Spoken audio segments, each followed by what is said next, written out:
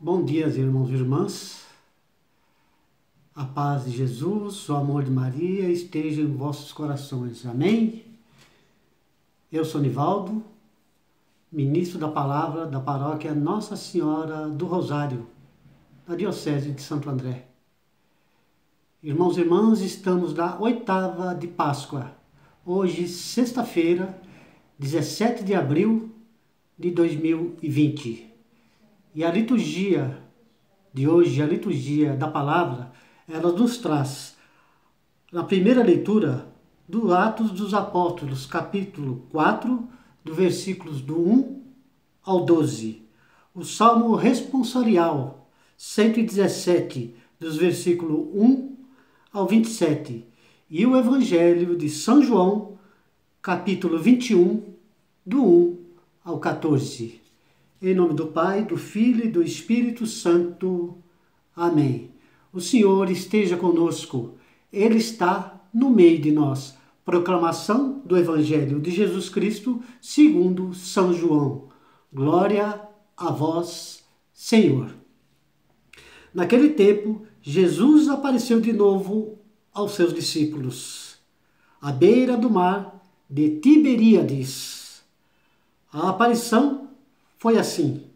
Estavam juntos Simão Pedro, Tomé, chamado Dídimo, Natanael de Caná da Galileia, os filhos de Zebedeu e outros 2 discípulos de Jesus. Simão Pedro disse a eles: Eu vou pescar.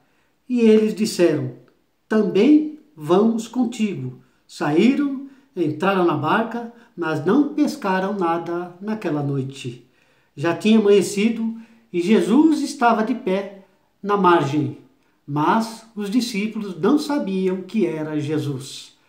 Então Jesus disse: Moços, tende alguma coisa para comer? E responderam: Não. Jesus disse-lhes: Lançai a rede à direita da barca e achareis. Lançaram, pois, a rede e não conseguiram puxá-la para fora por causa da quantidade de peixes. Então o discípulo a quem Jesus amava disse a Pedro: É o Senhor, Simão Pedro. Ouvindo dizer que era o Senhor, vestiu sua roupa, pois estava nu, e atirou-se ao mar. Os outros discípulos vieram com a barca, arrastando a rede com os peixes.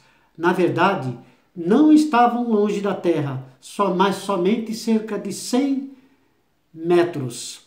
Logo que pisaram a terra, viram brasas acesas, com peixe em cima e pão. Então, e Jesus disse-lhes: Trazei alguns dos peixes que apanhastes. Então Simão Pedro subiu ao barco e arrastou a rede para a terra. Estava cheia de 153 grandes peixes, e apesar de tantos peixes, a rede não se rompeu. Jesus disse-lhes: Vinde comer. Nenhum dos discípulos se atrevia a perguntar quem era ele, pois sabiam que era o Senhor. Jesus aproximou-se, tomou o pão e distribuiu por eles, e fez a mesma coisa com o peixe. Esta foi a terceira vez que Jesus, ressuscitado dos mortos, apareceu aos discípulos. Palavra da salvação. Glória a vós, Senhor. Que as palavras do Santo Evangelho perdoe o nosso pecado. Irmãos e irmãs, esse Evangelho de hoje, ele fala da pesca miraculosa, da pesca perfeita. E como que é essa pesca perfeita? A pesca perfeita, normalmente, ela vem com uma quantidade de peixes grandes, veio 153 grandes peixes. E a pesca, normalmente, que se faz, a pesca comum, né? Quando se pesca, se separam pequenos peixes e só se ficam os grandes. Esta pesca, ela veio 153 grandes peixes. E qual o significado dessa pesca? Qual a simbologia que existe nessa pesca perfeita? Por que ela é uma pesca perfeita? De acordo com o Evangelho, essa pesca se deu por conta de uma palavra de uma ação de Jesus sobre os discípulos. Ora, quando eles foram fazer a primeira pesca, eles estavam já abandonados da vida, ou seja, eles tinham voltado àquela vida anterior que eles já estavam antes de Jesus. Viviam no pecado, viviam no meio das tribulações, no meio da perseguição, né? E eles têm atitudes próprias, ou seja, autossuficiência, aquele que faz as coisas, né? E que não vive à mercê pelas asas de Deus, pelo Espírito Santo. Eles tomam atitudes próprias, por si próprio. É por isso que a pesca, quando Pedro foi pescar e os discípulos foram junto, a primeira pesca não deu nada. Meus irmãos e minhas irmãs, o que representa essa pesca simbolicamente falando? 153 grandes peixes. Primeiro, Pedro puxando a rede representa o bom pastor. 153 peixes, eles podem ter várias representações, como 153 discípulos, 153 nações que norteavam, grandes nações que norteavam o rio Tiberíades. Também representa 153 espécies de peixes que existiam naquele rio, naquele mar. E também essa pesca representa também a superabundância, né? Quando a gente olha lá no versículo desse mesmo Evangelho de João, no capítulo 2, capítulo 2, no versículo 6, a transformação de água no vinho. Primeiro milagre de Jesus, a superabundância.